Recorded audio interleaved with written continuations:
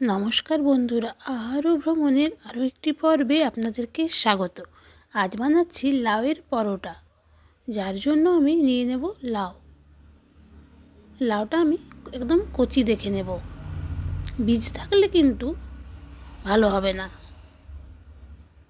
তারপর লাউটার খোসা ছাড়িয়ে নেব। এই পরোটাটা কিন্তু খেতে খুবই সুস্বাদু হয়, বাচ্চাদের স্কুলের টিফিনে দেওয়া যেতেই পারে। খেতে খুব ভালো হয়, বাচ্চারাও টিফিন শেষ করে আসবে। লাউয়ের খোসা খুব ভালোভাবে ছাড়িয়ে নেব। তারপর লাউটাকে এভাবে ঘষে নেব। সরু দিকটা দিয়ে ঘষতে হবে, মোটাটা দিলে হবে না, তাহলে মোটা মোটা হয়ে যাবে। এভাবে আমি পুরো লাউটা ঘষে নেব। আমি অর্ধেকটা নিয়েছি, আপনারা যদি বেশি পরোটা করেন তাহলে লাউ বেশি নেবেন। এরপর এটাকে আমি একটা বড় জায়গার মধ্যে রেখে দেব। সরিয়ে এটাকে আমি এখন রেখে দেব। আটাটা নিয়ে নেব। আটায় আমি নুন দেব না, শুধুমাত্র ময়ানের জন্য তেল দিয়ে মেখে নেব, কারণ লাউয়ে আমি নুন দেব।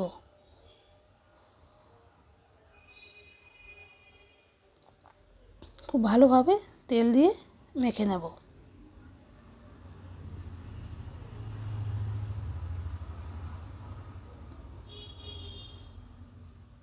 এভাবে আটাটাতে তেলটা খুব ভালোভাবে মিক্স করব।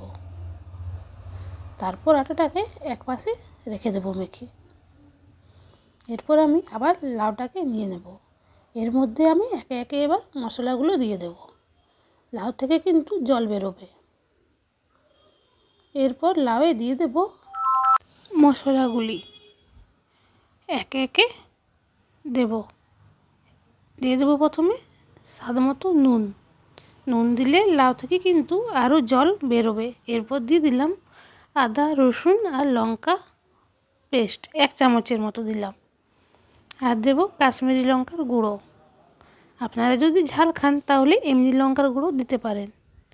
এরপর দিয়ে দিলাম ভাজা মশলা, এটি আমার চ্যানেলে দেওয়া আছে। আর দিলাম জোয়ান, এটা কাঁচাও দিতে পারেন, আমার কাছে ভাজা ছিল তাই দিলাম। আর কাসুরি মেথি। এবার সব কিছু একসাথে খুব ভালোভাবে মেখে নেব। খুব ভালোভাবে মাখবো এবং লাউ থেকে যতটা জল বেরোবার বেরিয়ে যাবে।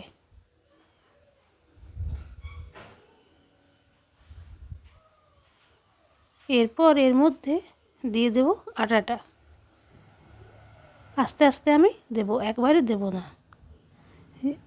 এই লাউয়ের যে জল আছে সেটাতে মাখা হয়ে যাবে।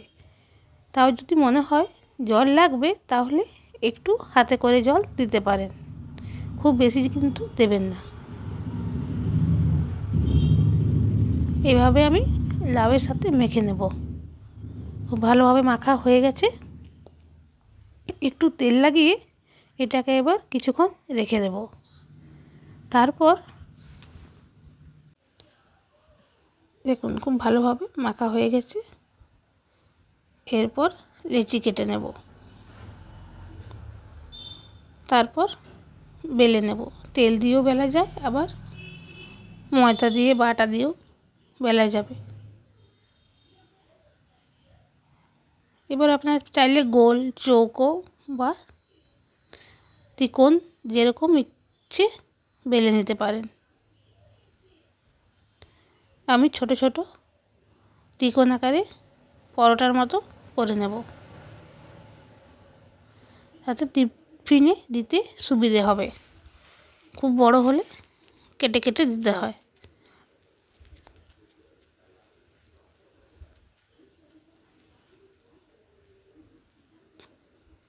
এভাবে বেলে নিতে হবে। আপনারা চাইলে গোলও বানাতে পারেন।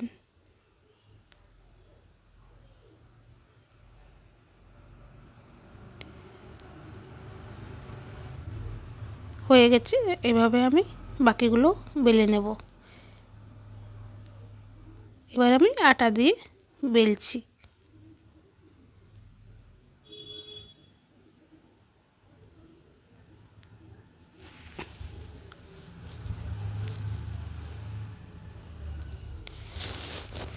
আমাদের রান্নাগুলি যদি আপনাদের ভালো লেগে থাকে তাহলে লাইক অ্যান্ড সাবস্ক্রাইব অবশ্যই করবেন।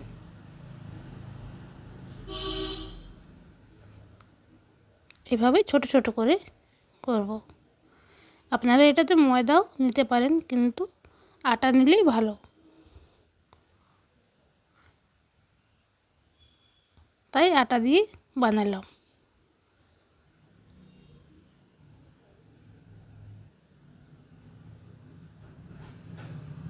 হয়ে এসেছে, এবার আমি তাওয়া বসিয়ে সেঁকে নেব।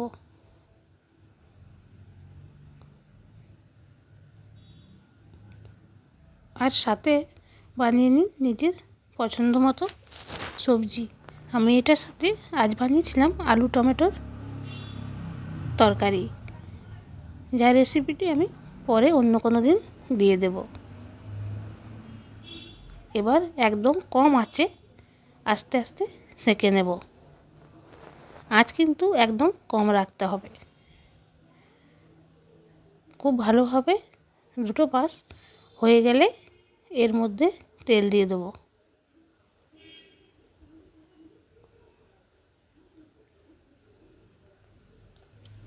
আপনারা চাইলে ঘি বাটার যেটা ইচ্ছে সেটাই দিতে পারেন।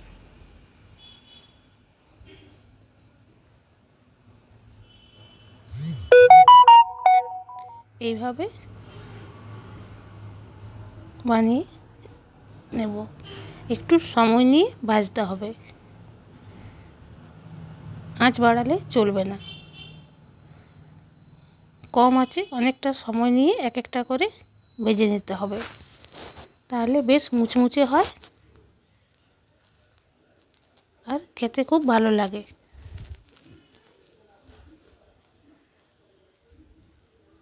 আপনারা কিন্তু বাড়িতে বানাবেন, তারপর জানাবেন কীরকম খেতে হয়েছিল। এটি কিন্তু খেতে খুবই ভালো।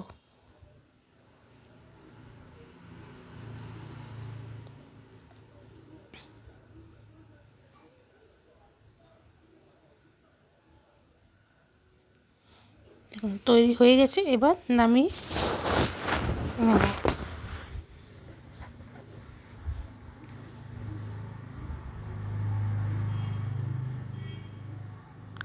ভাজার সময় একটু ধৈর্য নিয়ে ভাজতে হবে। তৈরি হয়ে গেছে। এইভাবে আমি সবগুলো বানিয়ে নেব। হয়ে গেছে বানানো।